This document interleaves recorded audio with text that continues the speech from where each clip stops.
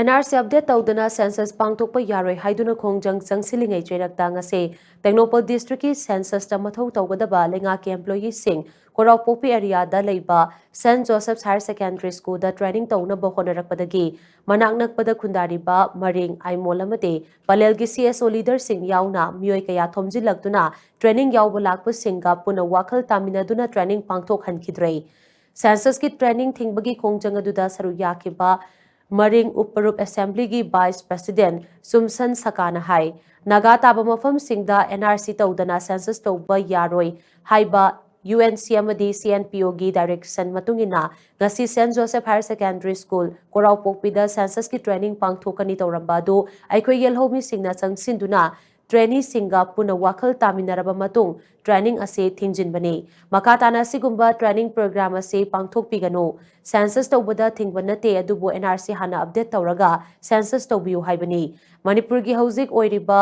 irang marak asida yelhumi singna NRC update tawdana census tawba sungpam pamde lengakna Manipur da changlak liba mitop sing hana khandok piraga census tawbiu haina appeal tawrakli hauzik aikhoi changjri bu khongjang hidi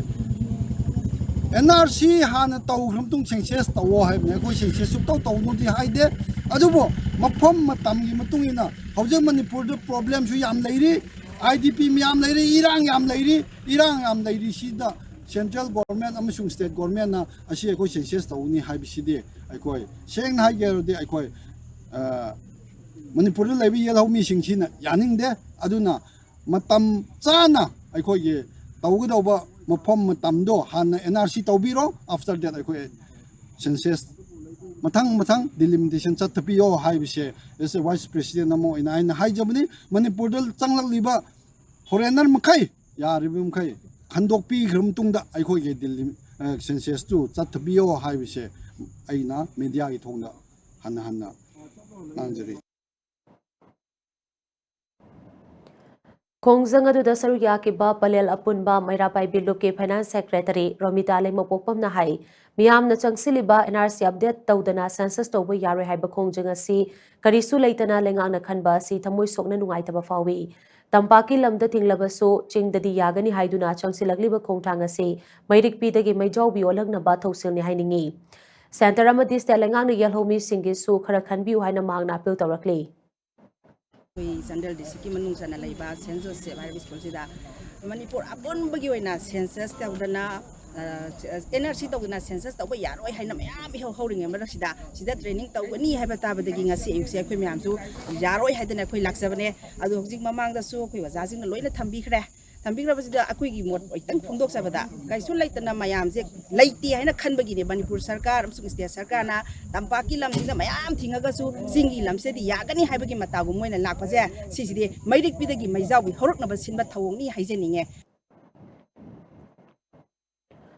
Khongjang aduga mari lainana JFD Manipur Task Force ki member Chingthang na hai Tampaki district singda miyam gi iho lakpadagi DC singna census ki training sing cancel tawna khraga matau karamna singi district singda kari swathing ba leitaba amagum census ki training pangthokna ba honaramli bano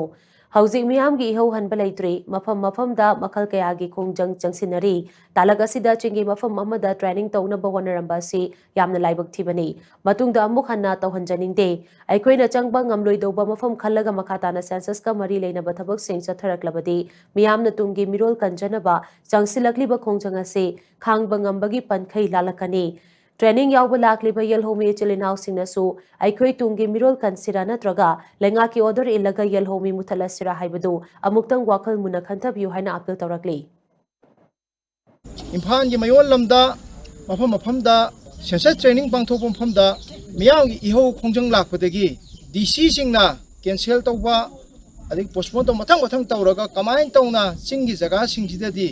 yam komna koigi trainee sing kaudana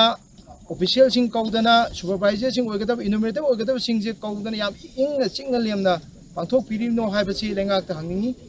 objek leba ki khongjang iho si tapthaba nate mafam khudimagda haunaruba tawdana magi haijaba mongda khongjang iho si kan changsalingai talaga sida singi mafam amada sumaina training tawgani haibasi yam laibak thibani